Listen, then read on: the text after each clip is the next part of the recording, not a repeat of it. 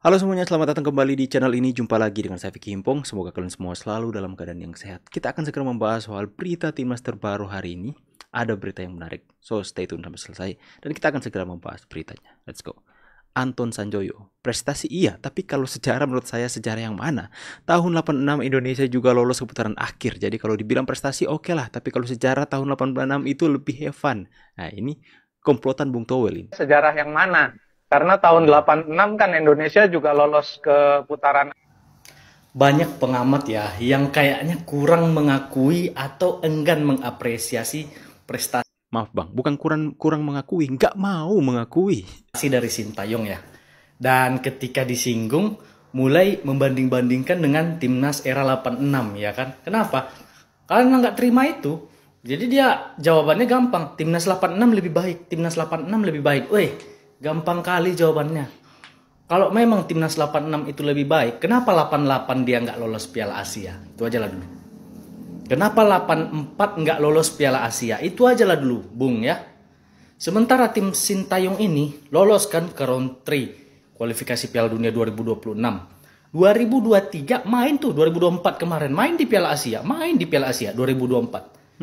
2027 nanti juga main di Piala Asia.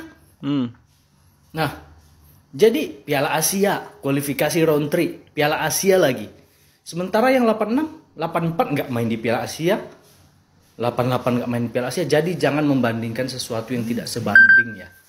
Nggak bisa. Jelas ya, kan, nggak bisa karena timnas 86 itu belum sebanding ya, belum sebanding Ya, memang jelas lah. dengan timnas era Sintayong. Timnas era Sintayong lebih baik. Kenapa aku mau buka ini supaya orang-orang itu tidak lagi membanding-bandingkan ya.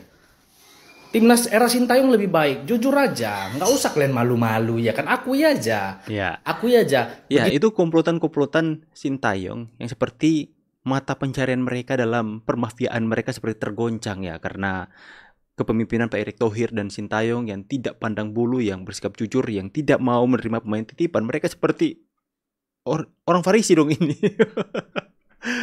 Ya, jadi mereka seperti membandingkan antara zaman dulu yang belum mempunyai kendaraan, belum mempunyai pesawat dengan zaman sekarang yang semuanya serba canggih. Mau kemana-mana kita bisa sangat cepat. Ya, mereka membandingkan era primitif dan era modern saat ini. Seperti itulah mereka membandingkan.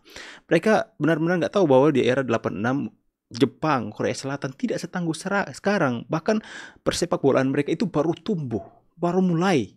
Liga-liga mereka baru mulai untuk jalan di tahun-tahun ya, awal-awal tahun 80-an seperti ini. Dan tentu saja pesaing-pesaingnya nggak segila sekarang untuk Asia ya. Memang. Ini makanya begitu banyak sekali masyarakat yang benci dengan orang-orang yang seperti ini ya. Ya seperti ahli-ahli Taurat atau orang Farisi dong ini. yang menyalibkan Tuhan Yesus disalib. Sepertinya semuanya semakin terang benderang. Nah, Konspirasi antara Toel, Farisa ini dan para kolega semakin terlihat jelas. Buat kalian yang belum nonton ya, ini podcastnya Hernando sama Pras Teguh Mas Sport 77 kalau nggak salah ya. Nah, ini ya sangat masih membuka viral semuanya ya, gitu loh. Nah. Di sini terlihat bahwa memang ya salah satu orang di kepelatihan PSSI itu menerima titipan pemain. Bayangin ya, Hernando dan juga Supriyadi sempat ditolak di timnas U16. Berarti titipan itu nyata, guys. Semakin terlihat jelas kenapa Bung Joy, ketika timnas kita sekarang berprestasi di bawah asuhan Coach Sintayong, banyak orang-orang yang gak suka gitu loh. Banyak orang yang gak mau timnas kita maju. Karena apa? Karena kalau timnas kita maju dipegang sama orang-orang yang jujur dan bener, maka nggak bisa nih tim pemain. Udahlah, ini masih sotoy-sotoynya gua. Udah mending lu semua ngaku dah ya. Udah gak usah bikin sensasi lagi. Jangan sampai netizen nanti pada mengamuk gitu loh. Ingat, negara kita itu dipecahkan oleh politik, dipecahkan oleh perbedaan, tapi disatukan oleh sepak bola. Jadi jangan main-main sama pendukung timnas. Ngaku dah mending ya para barang busuk yang ditutupi selama puluhan tahun dibongkar oleh seorang Hernando. Hernando ini orangnya barbar teman-teman, nggak takut-takut dia, langsung dia bongkar. Bahkan dia bilang, sumpah di depan muka saya mereka mengatakan hal itu. Hernando ini terbaik sih. Tapi itu membuka tabir yang selama ini menjadi pertanyaan atau menjadi asumsi, sekedar asumsi. Mereka mengatakan bahwa pemain titipan, mereka menyangkal dengan hal-hal yang seperti itu. Konspirasi pemain titipan dan sebagainya. Tapi semakin hari semakin terang benderang kan, ya. Terlihat orang-orang seperti ini sebenarnya sepak bola Indonesia tidak maju dari dulu bukan karena kita tidak mempunyai pemain yang berkualitas, tapi karena ada orang-orang yang mencari keuntungan diri sendiri, orang-orang yang tidak menginginkan adanya kemajuan dengan hal-hal yang seperti ini. Gila sih. Si paling provokator yang ngedumel cuma kalau pelatih kita diam bukan berarti nggak ngedumel di belakang ini, terus terang aja. Pelatih kita banyak yang ngedumel dengan perlakuan istimewa Sinteyong. Sementara Piala Dunia sebentar lagi. Apa pertanggungjawabannya kan harus. Nah, ini yang kita tunggu. Si paling provokator. Negara yang bisa dikalahkan Indonesia di babak ketiga kualifikasi Piala Dunia 2026. Mantap nih. Kirgistan hanya mampu bermain imbang 1-1 melawan Malaysia di kandang dan kalah 3-4 saat tandang ke Malaysia. Ini menunjukkan bahwa Kirgistan adalah tim yang bisa dikalahkan oleh timnas Indonesia. Palestina, timnas Indonesia pernah bermain imbang 0-0 dengan Palestina di Surabaya. Dengan peningkatan kekuatan berkat masuknya pemain keturunan seperti Tom Hey dan Jay Itzes, Palestina berpotensi dikalahkan oleh Indonesia. Timnas Cina menunjukkan kelemahan dengan hasil imbang melawan Thailand di kandang. Dengan mengandalkan pemain berdarah Eropa, timnas Indonesia memiliki peluang besar untuk mengalahkan Cina jika bertemu di babak kualifikasi. Bahrain, mayoritas pemain timnas Bahrain bermain di liga lokal yang dianggap tidak memberikan perkembangan optimal. Banyak pemain timnas Indonesia berkarir di luar negeri, membuat mereka lebih berpengalaman dan berpotensi mengalahkan Bahrain. Oman, meskipun Oman memiliki pemain yang sebagian besar berkarir di liga lokal, pemain abroad timnas Indonesia diprediksi unggul dalam pengalaman dan keterampilan, membuat Oman menjadi salah satu tim yang bisa dikalahkan oleh Indonesia. Setidaknya mendengarkan berita ini, informasi ini bisa membuat kita semakin optimis lagi.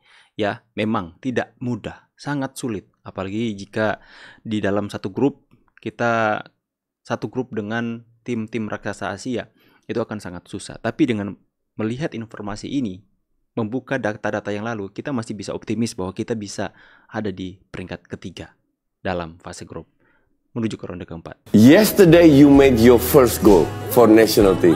What kind of feeling did you have on the pitch? Ini kasihan. Tom Hai kasihan, sumpah kasihan. Keras. I go crazy. and you try to slide but it fails. Tapi mukanya lugu teman-teman. Mukanya lucu Tom Hai ini teman. You know the thing is, I said a few times it's hard to describe the feeling. Yeah. But I made some goals in the past and then dia pikir rumput di GBK sama seperti rumput di Belanda ya. I don't know what I'm doing, but then I made a knee slide. Okay. But these were like really nice. I go like 5-6 meters, like nice. Yeah. And then in this moment, I don't know. I think kalau ada memes tidak ada back soundnya. Meluncur. Wanted to do the same, but the pitch was like so hard. Like I'm injured on both knees now. Oh ya, jadi semoga dengan podcast ini Coach Justin bersama dengan Tom Hai itu bisa membuat PSSI lebih lagi untuk melakukan renovasi kepada rumput yang ada di GBK ya, supaya nggak melu-meluin ya. Kita masuk ke round 3. Nanti ada 18 negara besar Asia. Dibagi menjadi 3 grup, masing-masing grup 6. Ranking 1-2 masing-masing grup langsung ke Piala Dunia. Untuk ranking 3-4-nya dibagi lagi nanti jadi 2 grup. Ranking 1-nya dari 2 grup itu masuk lagi, ya nanti ada playoff. Jadi masih ada 10 pertandingan habis ini. Ya dimana kita tuan rumah 5 kali, lalu juga keluar negeri 5 kali. Jadi ya timnya mesti benar-benar secara fisik, mental kuat. Tim kita belum 2 kali 11. Ya mungkin kalau dilihat masih ada 18 yang lainnya mesti ditingkatkan. Dan karena pertandingan di 18 negara Asia itu sangat berat tapi. Yes. Tapi tentu alhamdulillah ini berkat doa masyarakat Indonesia, pencinta bola, dukungan dari semua ya klub, Asprof, pelatih, pemain, semua pemerintah, Bapak Presiden, ya kita bisa buat sejarah lagi sebagai negara Asia Tenggara yang masuk ke Kemarin sebelumnya ada Vietnam, pernah masuk Thailand, dan sekarang kita masih menunggu yang lain. Thailand, Vietnam masuk tidak? Ya, cuman mestinya Vietnam sudah nggak masuk, kita tunggu yang Thailand. Jadi kita lihat apakah kita negara Asia Tenggara satu-satunya ke 18 besar. Ini sebuah prestasi yang luar biasa. kita masuk. prestasi yang luar biasa. 인도네시아를 사상 첫 월드컵 아시아 3차 예선으로 이끈 신태용 인도네시아 축구대표팀 감독이 귀국했습니다. 신 감독은 top 시드 국가 중 한국을 제일 잘 안다며 3차 예선에서 한국과 만나면 좋겠다는 바람을 나타냈습니다. 김종혁 기자입니다. 신태용 인도네시아 축구대표팀 감독이 귀국했습니다. 신 감독은 최근 인도네시아를 사상 첫 월드컵 아시아 3차 예선에 진출시켜 인도네시아의 국민적 영웅으로 떠올랐습니다. 한 단계 한 단계 사실 올라간다는 생각으로 노력하고 있기 때문에 그랬을 때 우리보다 강한 팀을 이기고 우리가 또 한 단계씩 성장할 때 행복을 많이 느끼고 있습니다. 인도네시아의 피파 랭킹은 134위. 3차 예선에 오른 팀 중 약체로 꼽히지만 신 감독은 랭킹은 숫자에 불과하다며 자신감을 보였습니다. 이어 3차 예선에서 톱시드를 받은 일본, 이란, 한국 중 한국을 만나고 싶다고 밝혔습니다. 저는 한국을 만나면 사실 가장 한국 팀을 잘 아니까. Oke teman-teman ya, Sintayong langsung otomatis kepopularitasan Sintayong itu sudah tidak diragukan lagi di Korea ya, di Korea Selatan, karena coach Sintayong mungkin adalah coach yang paling berkesan yang membawa timnas Korea mengalahkan Jerman dengan kekalahan yang begitu dramatis. Dengan kekalahan mereka berhasil memulangkan Jerman di sana. Apalagi coach Sintayong itu menjadi pelatih timnas Indonesia. Ya, mereka pasti akan bangga ketika banyak prestasi yang diraih oleh coach Sintayong yang selama ini belum pernah diraih oleh pelatih-pelatih timnas sebelumnya. Pencapaian-pencapaian yang dilakukan oleh coach Sintayong membuat popularitasnya semakin hari semakin meningkat.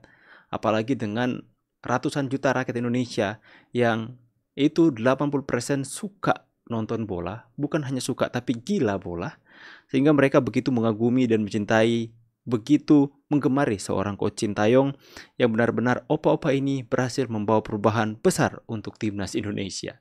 Dia berhasil membawa Indonesia masuk ke dalam pencapaian-pencapaian yang belum pernah kita alami selama ini. Dalam generasi saya, selama puluhan tahun, saya 34 tahun sekarang. Baru kali ini saya melihat ada timnas Indonesia yang benar-benar memberikan sajian yang sangat luar biasa untuk kita semua, para pecinta sepak bola Indonesia. Saya sejak kecil tinggal di lingkungan yang suka sekali bola. Saya sering main bola. Makanya saya sering nonton, waktu itu masih rame Liga Italia, Serie A ya. Masih sangat-sangat rame.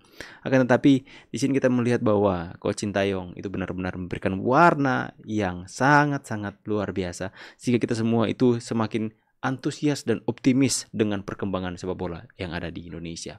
Good job juga buat Ketua PSSI Pak Erick Thohir yang dengan kepemimpinannya itu seperti memangkas semua jaringan mafia bola yang selama ini menggerogoti talenta-talenta muda kita yang seharusnya mereka bisa berkembang, tapi dengan pemain-pemain titipan itu membuat mereka mati dan menjadi pemain-pemain yang pesimis sekalipun mereka mempunyai talenta yang besar. Tulis pendapat kalian di kolom komentar, jangan lupa tekan tombol subscribe, nyalakan notifikasi supaya kita tidak ketinggalan membahas berita-berita bola seperti ini. See you on the next video and God bless you. Bye guys.